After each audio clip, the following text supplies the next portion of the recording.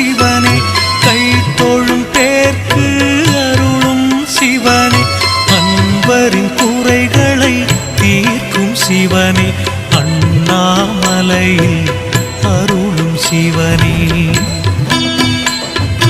ஞானியர் யாவரும் போற்றும் சிவனே, நல்வழி காட்டும் எங்களின் சிவனே,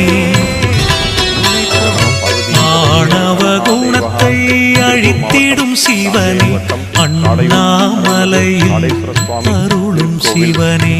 காடேஸ்வரர் திருவருளாலும் பரம்பரை அறங்காவலர் தீவிர முயற்சியாலும் நமது முழுக்காடுகுல பொதுமக்களின் ஆதரவோடும் விளையாடல் புரிந்திடும் சிவனே, தீவினை அழித்திட தோன்றும் சிவனே.